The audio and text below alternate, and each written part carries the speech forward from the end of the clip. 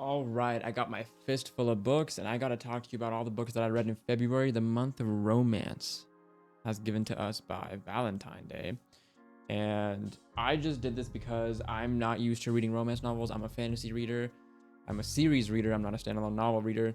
So I said, let me just challenge myself and try and read nothing but romance novels in the month of February and just see if that, you know, widens improves my reading palette, my genre palette. And so what I did was I found quite a few romance novels to read, and I read about 7. I read 7 novels in February. Every single one of the novels I read, I finished within 12 to 15 hours, just same day or that evening, next morning.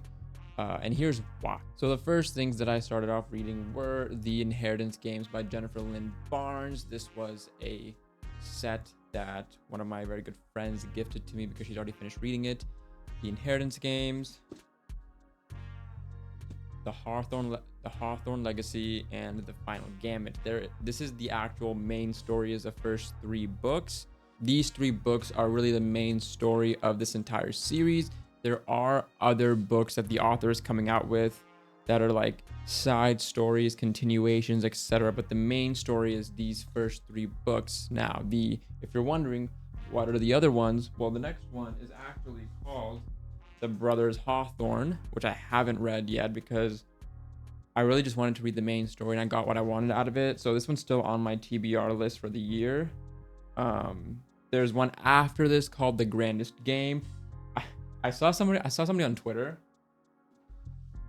I saw someone on Twitter talk about like how do you milk a story, and it was like all 6 books of the Inheritance Games series, because Jennifer Lynn Barnes, I think enough people love the world and the story and the characters so much to where she can just keep making books on these characters and they'll just keep selling, to be honest. So that's probably what she's doing. She should milk the fuck out of it. If people like it, milk the fuck out of it, you know? So I read the first 3, okay? So let's talk about them real quick. Because you know what we do here. We go chronological order.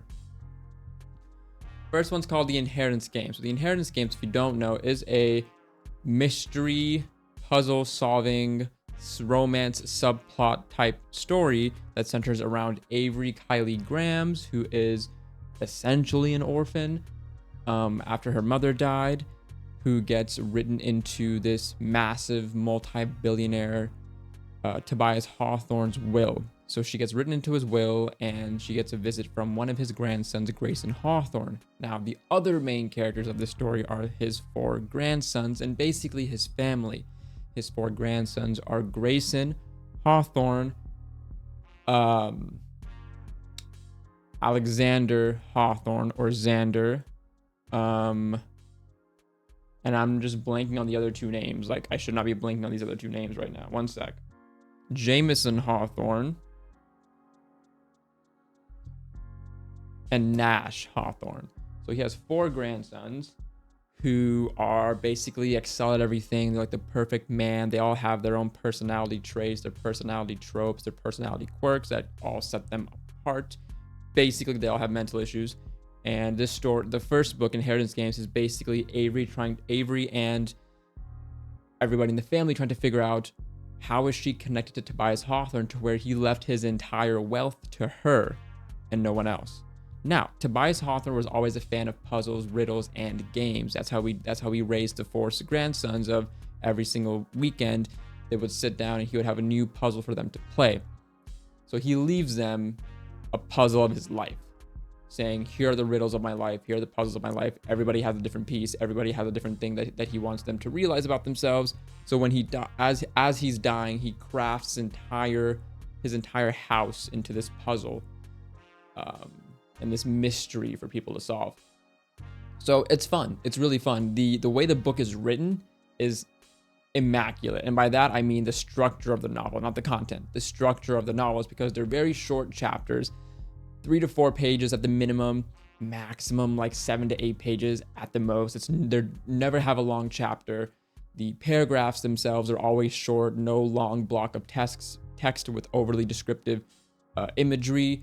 when they're talking about the mysteries and the riddles, nobody's over explaining anything. So everything's always short and concise and to the point, which I really do appreciate, because that's why I could not put these books down. I finished each of them within 10 hours of starting the book, because they were just structured like you just wanted to keep flipping and reading. So I think Inheritance Games was good. So here's the thing, right? I thought going into the book, I was like, oh, cool. I read the excerpt on Goodreads and shit. I was like, oh, cool. It's going to be like Tobias Hawthorne wrote like a set of games into his will, and the family members plus Avery have to play those games to get his wealth. That's what I thought going into it. And so I had the preconception of, oh, this is going to be a 1v4 love triangle type of thing. It was not. It was not even. It was that would have been a love hexagon that would have been a love pentagon. It was not a love pentagon. Okay, it was still a love triangle between Jameson and Grayson and Avery. At some point, Nash has this large superior savior complex. He falls for Avery's sister Libby. This book really solidified the fact that you need to stop naming your fucking characters Libby. I am sick of the name Libby. There's so many better names for Elizabeth, Ellie, Liz, Lizzie, even Beth is better than Libby. Okay, Betty. I would take Betty over Libby. I don't know why. I would still take Betty over Libby any day of the week. Okay, Liza. There's just so many better names for Elizabeth than Libby. Okay, that's all I'm saying. Okay. Stop naming your characters Libby. Just stop naming your characters Libby. I'm so sick of it. I don't know why that name just rubs me the wrong way. And I just don't like it. I don't think it's cute. I think it's just, and it might be that like, I feel like it's like, I don't know. I feel like so many authors name the insecure, overcompensating character Libby. Atlas 6.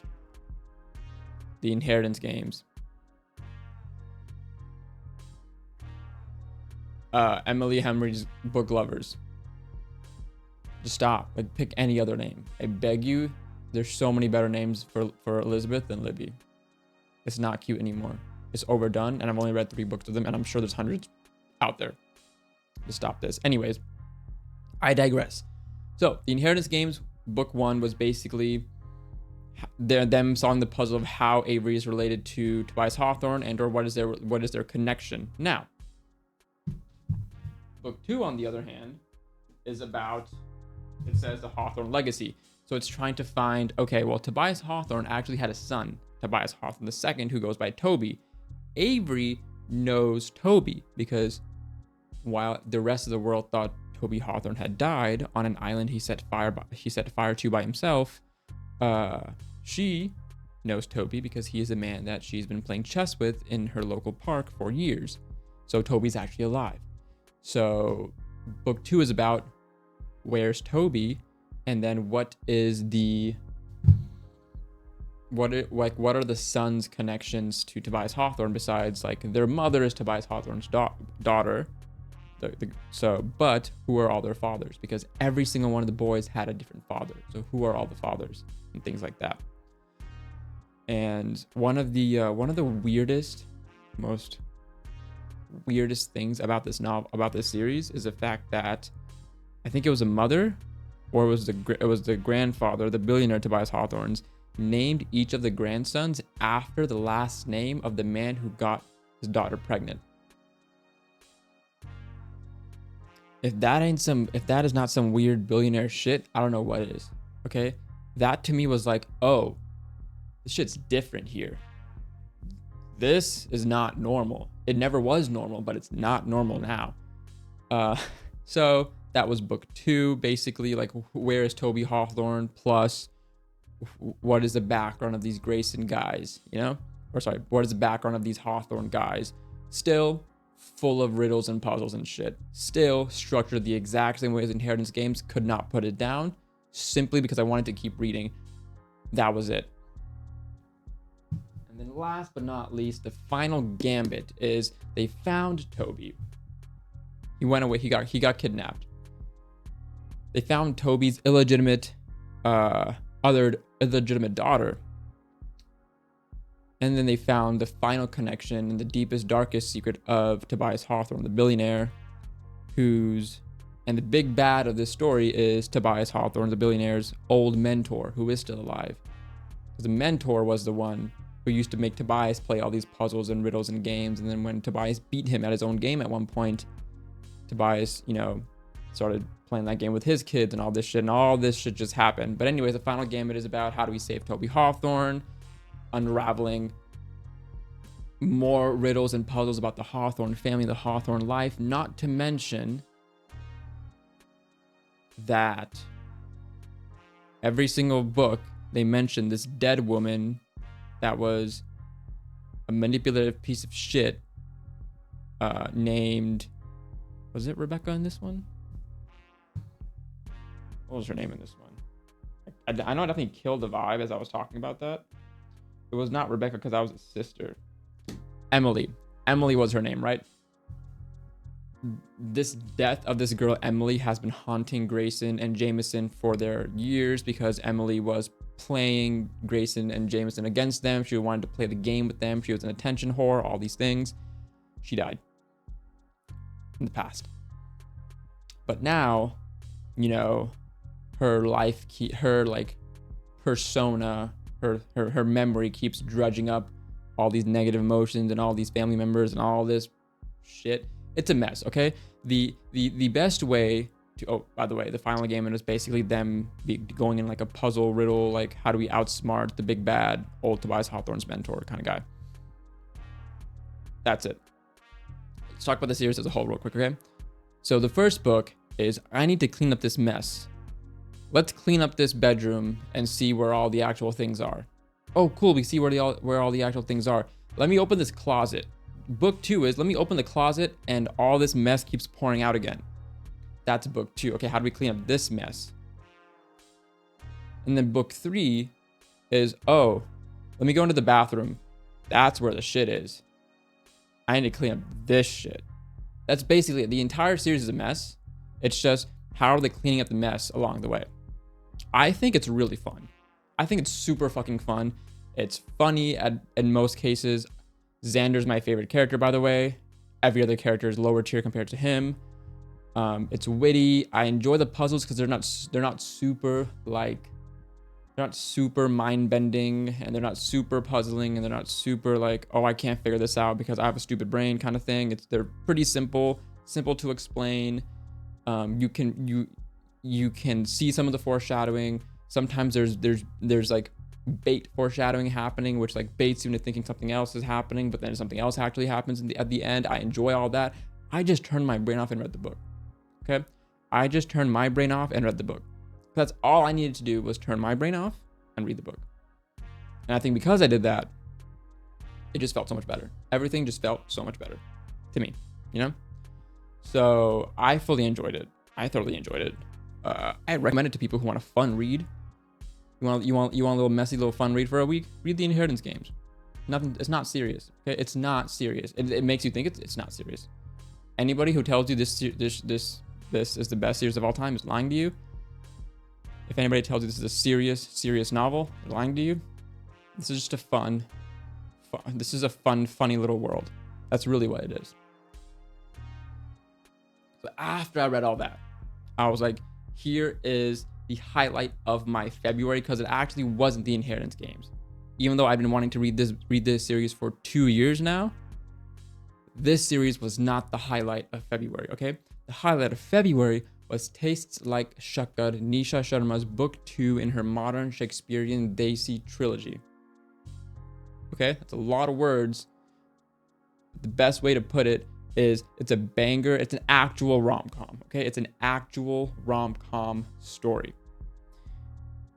Now, if you have not been on the channel before, in 2022, in December, I read Dating Dr. Dil, which was her first book in this series. And Dating Dr. Dil was basically about Prem and Karina finding love with each other when both of them didn't believe in love. Or Karina believed in love, but never found her man's. Prem didn't believe in love. He had a rough go around with his previous fiance who died. So, Prem and Karina, really, really fun. Dating Dr. Dill was the exact kind of rom-com I've been wanting in my life. Indian characters, Desi life in America, so in modern times, talking like normal modern people, really funny, really comical. There was some spice in it, so it was decently enjoyable. And I loved everything about Dating Dr. Dill. So Tastes Like Sugar came out last year. I didn't even realize it, so I read it in February. And it's the exact thing that I got from Dating Dr. Dill is what I got from Tastes Like Sugar. So basically, in Dating Dr. Dill, you have Karina and Prem, and they have two best friends. They each have two best friends. Okay, so in book 2, Tastes Like Sugar, it's the rom-com love story of best friend Bunty and best friend what's her name? It's Benjamin Bunty Bada and something God. What's her name? Fuck. I literally created a short form video about this last week, and that has gone on to all of my like socials and stuff. I could literally just find it there. Bobby. Her name was Bobby Kaur. Sorry, I said it like that. It's just if you were Punjabi, you would say it like that too. So it is a love story between Bunty and Bobby. So Bunty is a chef and Bobby is a event manager and event coordinator. So she's actually Bobby is managing Karina's and Prem's wedding, and they somehow and then the Karina and Prem somehow finagle Bunty into catering for it because he's not a caterer. He doesn't like to cater. He's a restaurateur. He has his own 2 restaurants. He's looking for a third, and all the things that happen in their life. It's so good, bro. It's so good. This is the best book that I read in February. Tastes Like Sugar is the best book that I read in February. I love it so much. I love this series so much. Book 3 in her trilogy is coming out in August, which is going to be basically the love story between the third best friends, which they alluded to a little bit more in this novel. And I fully enjoyed. If you want just a fun, witty, banter-filled rom-com, Tastes Like Sugar is your one. It's still Dating Dr. Dill. Tastes Like Sugar is what you want, basically. Okay. Now moving on to that, I was approached by a author on TikTok, which is the first time anybody's ever done this to me. So I was very humbled. She said, "Hey, this isn't a fantasy novel, but like you usually read, but I do have a romance novel called Emotional Charades that I would love for you to read and review if you wouldn't mind." She basically said this paraphrasing here, but she recommended her novel to me. And she said, "I'll send you a free one if you'd like." I said, "Don't worry about sending me a free one. I'll look into it. I'm going to have February is going to be my rom-com month anyway, so I might add your book in." So I bought her book myself. I don't want her to give me a free one right now. I don't think I'm worth people sending me their free books yet. So I read Emotional Charades by Taylor Bianca B. That's the author's name. I did not know what I was getting myself into, 100%, to be honest. This is, I think, her first novel, I think. But I wanted to read it. I was decently intrigued. The premise here is it's more of a serious romance novel. There's not the banter and the lighthearted undertones that every other book I read this month had. It's had more serious undertones, as you can see, as I'm standing more seriously and talking more seriously to you. So Emotional Charades is about this relationship between Rebecca and Eric. And they've been together for 10 years or so. Rebecca first met Eric when she was 7 or 8 years old. Eric is a man who is on the autism spectrum. He has Asperger's. And so growing up, Rebecca was really the one who was able to help him navigate through society with their own personal social cues and their own personal facial charades and how they communicate with each other, etc. So the book starts off where they're basically engaged to be married. Now they have a set of friends whose wedding planning is going on right now. It's actually Rebecca's friend and then that friend's fiance. So that friend, we'll talk about her a little bit later, but they're part of this.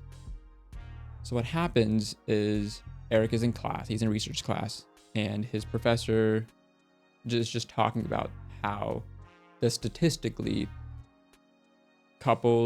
married couples who have been together since like childhood or high school sweetheart and end up getting divorced more so often than people who find each other in their 20s and 30s or later on in life.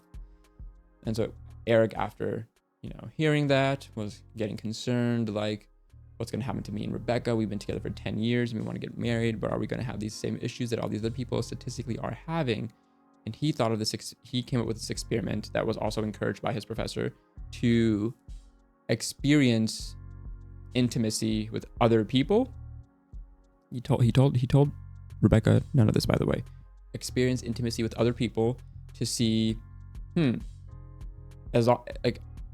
order to remove the what if from my brain, I need to have experiences with these types of people that I think I'm interested in, to know that, okay, I have this experience, I'm not interested in them, I'm still interested in Rebecca, I'm still in love with Rebecca, all these things.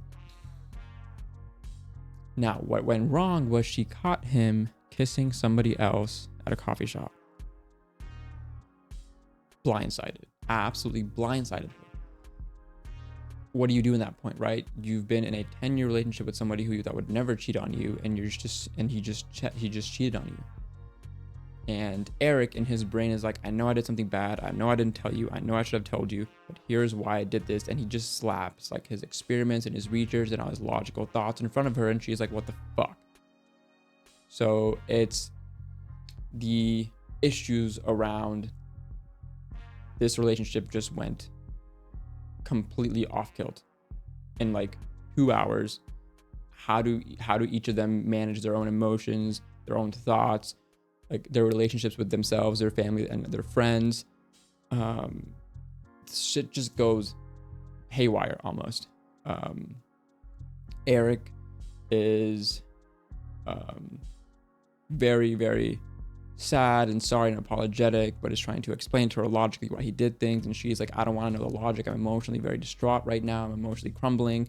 She finds solace in one of her classmates who she starts dating, because Eric was like, maybe you should date somebody and see how you feel.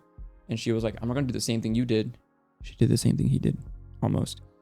And then the issues that happened there, and all along, like, Rebecca has a best friend who is the most manipulative piece of shit woman that I've ever seen, that I've, like, one of the top 5 characters that I hate in all time in books. Kayla Biancabi wrote her so incredibly. This attention grabbing woman, this manipulative, bipolar woman is kept making it all about her. When Rebecca was like, oh, he cheated on me, that girl was like, oh my God, what's happening? I have to burn my wedding dress. The wedding's off. If this 10-year golden relationship didn't work, what's gonna happen to mine? All these things. And it was really, really, really messy. Really, really, really rough. Really, really, really weird and bad. So then relationships just get convoluted between all these different characters up until the end, when you have everybody sitting down into one room and just saying, let's talk. Let's talk about this shit. I liked it. I thoroughly liked the novel. It wasn't the best thing I've ever read, but it was a good novel. I think the characters, like, the thing I loved about it most was everything was really, really relatable, to be honest. Everything was very relatable. The way that the thoughts that Eric had of like his insecurities or his concerns about his relationship, of like, what if later on in life she has the thoughts of, man, what if I dated other people in life before I found Eric, because now I'm not feeling the love? Or what if he had the same thoughts of like, I'm not feeling it with Rebecca, what if I dated some other people beforehand? All these things. Or and I was like, I get that logic. I would not have cheated on my 10-year relationship fiance, but I get the logic of that because I've had the same thoughts in the past, and I'm sure other people have too. Like, I've been with this person, they're the only person I've been with. How would it have been to be with these people or those people, and things like that. I get that. I also get how emotionally distraught and torn down Rebecca is. My man's just cheated on me and is doing it as an experiment. What the fuck? You know, things like that. I actually don't get her friendship with her best friend, because I would have torched that shit long time ago and never looked back if my friend was manipulative like that. And then her mans would not have stayed with her. If I was that best friend's mans, I would have cut her off immediately as soon as I saw the first signs of these all of these are red flags, by the way. So it was all this like betrayal, loyalty betrayal, emotional damage, and all these things wrapped up into one book. I still think it's very good. I still think this book is very good. There were some like grammatical, structural like issues with the book that I actually was talking to the author about it, and she said, yeah, thank you for bringing that to my attention. I did not realize there was a better edited version that should have been published, or whatever it is. So thank you for letting me know. And I was like, damn, I'm so sorry that happened.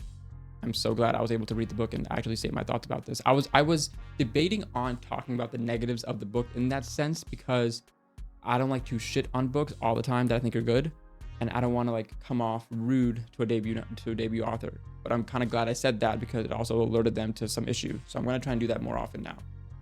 Is talk about some of the negatives in these books, or things that I don't like in these books. But that was Emotional Charades by Taylor Bianca B. I think it's pretty good. I think you would actually enjoy the read. Like I said, it's has more serious undertones, but I think it's a very important novel. I've never read a book about a romance. I've never read a romance novel about a person on the autism spectrum. It was a very real novel. Like this is how somebody on the spectrum would actually think. And this is how a person would genuinely think if they were thinking things logically versus emotionally and things like this.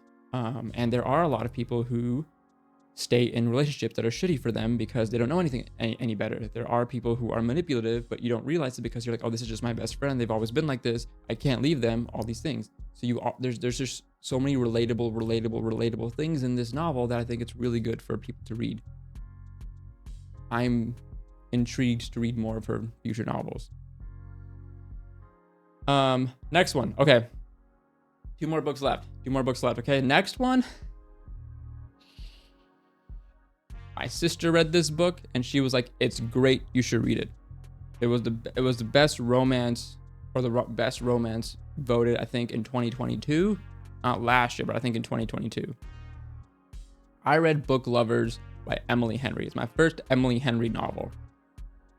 And I read it because I was like, once I was done with Tastes Like Sugar and I was waiting for Emotional Charades to come in, I was just scrolling through like Goodreads and I was like, what romance novels are out there that I find intriguing? And I was like, let me just give Book Lovers a try. You know, everybody talks about it. Everybody says it's great. So why don't I just read it and see what all the fuss is about, right? Yeah, that shit was good. I can't lie and say it was bad. It was pretty good. It was a pretty good story. I really did enjoy it. It was so much banter and I loved both the characters. This one had a sister named Libby in it, so I really did not like Libby at all. The plot twist wrench in the love life that came towards the end of the novel was actually pretty wrenchy. I did not see that coming. It was decently interesting. I just had a really fun time reading the book. It didn't make me like kick and cackle and kick my feet and curl my toes and all this shit that Tastes Like Sugar did, but it was a good, like, nice novel. I did appreciate that it ended the way I would have liked it to end versus the way I thought it was going to end when I was like reading through the book. I was like, oh no, are they actually going to do long distance? Fuck no. So I really enjoyed it. So Book Lovers is basically about these two individuals who are in New York and they've run across each other multiple times and they're both not huge fans of each other, or that's how one woman perceives it. So the woman is, Nora. Great name. I'm so glad it's not a generic ass name. So Nora is an agent, basically. She's a literary agent for authors. And she's a great agent. She has done great things for her authors and her clients. She's always working. She doesn't have time to do a lot of things anymore. She's one of those like very rigid women. You know, I wake up, I get on my Peloton, I go to work, I'm on time all the time, I get my shit done. I get off work, but I'm still contacting clients, and I'm there for anybody. I'm working on the weekends, all that stuff, right? She's that kind of workaholic.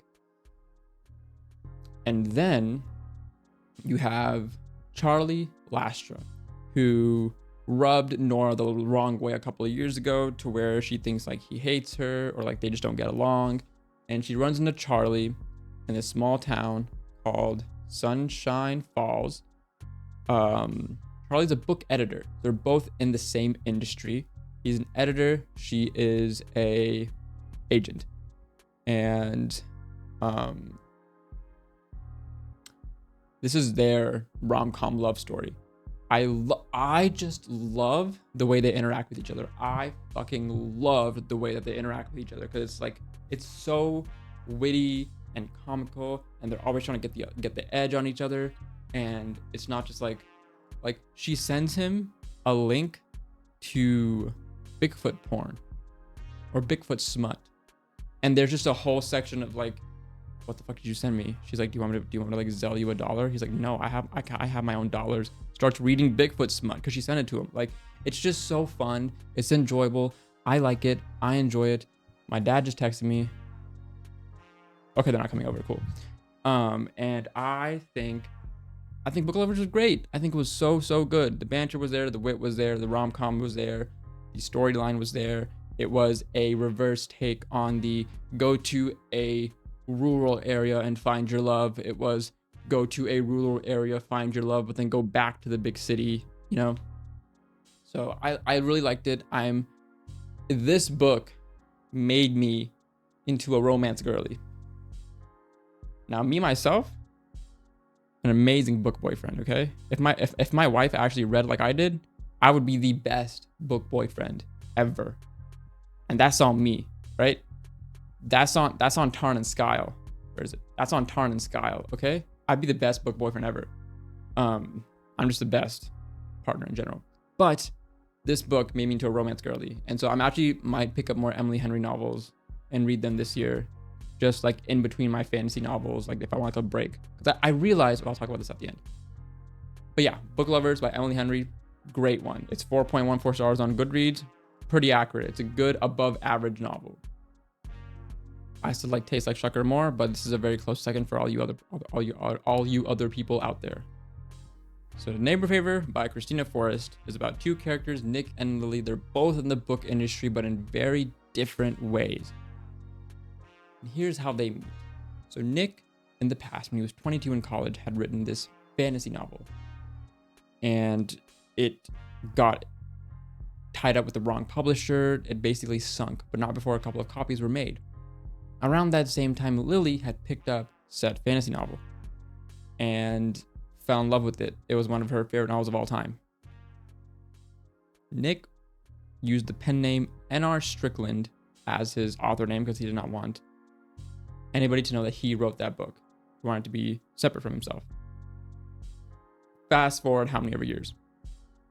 Nick is a traveling journalist for a blog or for a magazine where he like just lives with indigenous people in different parts of the world, month at a time, lives with them, converses with them, and writes like a piece on the culture. Lily is an aspiring book editor for children's novels who has gotten stuck working for a nonfiction book editor as her editing assistant for 2 years. Absolutely shitty job, but it's what she has and what she needs. One day, Lily somehow looks up, that fantasy novel and sees, oh wait, this author has his own website for the first time. I've never noticed he has his own website. So she tried to reach out to the author, email through the website. Nick was like, oh shit, somebody emailed me. Then they just struck up a conversation. And I think the weirdest part about the book was how quickly Lily like opened up to this random person who was her favorite author at that time, probably because everything else in her life was going so shitty that she was like, talking to a stranger just feels nice, and I'm just going to talk to a stranger because why the fuck not? They don't know me, I don't know them, and I can just get there. Basically, she was using him as a therapist, to be honest. But they were going back and forth for months until Nick like just cut her off. Or N.R. Strickland ghosted her. So she was like, damn, what did I do? What happened? All this shit. fast forward how many ever months, Lily runs into this really hot black guy named Nick. They're both black characters, by the way. Sorry to mention that. Lily runs into this really hot guy named Nick in her elevator, and apparently Nick lives in their same apartment. And through conversations, Nick realizes that Lily was the girl that he was talking to, who he had ghosted under the guise of Anna Strickland. And this is their romance story of like unraveling that, helping Lily come to terms with like what she deserves in life, getting out of her shitty job, having her family stop being on her case for the stuff she wants to do in life, having her sister stop trying to set her up with some bullshit people, her trying to find love in life where love has always eluded her. Nick is constantly running away from his parents and his past, where his parents never made any time for him. It was always about his mother was always running after his father, and his father was always running after the next quick buck and or stealing and gambling and all this shit. But he was like, I can't let them know that I'm the one who wrote this amazing fantasy novel, because if they find out, they're gonna come to me for money and I'm gonna get sucked back into that past. He's constantly running from his past. Every time something good happens to him, it fucks up. So he's like, nothing good can ever happen to me. I shouldn't be with Lily because nothing good can ever happen to me. And then good things happen to them and they work through it together. And he finds love in Lily's family when he did not have love in his own family, but then he patches things up slowly with his family. Lily patches things up with her family and all these things. Good book. Average book. I enjoyed it. It was not super rom-com-y. It wasn't like rom-com-y. It was just romance. Not as much banter as I usually like in books. Enough to where it was like enjoyable. I think the weirdest thing for me was that there was very sparse use of curse words, but often enough they would say like ugly ass or lonely ass or all these things, right? You usually put ass at the end of an adjective to like adverb the fuck out of it. But it was just put in such a weird spots that it like took me out of the immersion. I know it's a weird to think about it like that, but simply like injecting those like specific phrases into a scene where like nobody's cursed, nobody uses like casual language, everybody's using like kind of proper language, like just saying me, my lonely ass self. Like we say it casually in life too, but it just threw me for a loop and pulled me out of the immersion when I was actually when I was actually reading the book.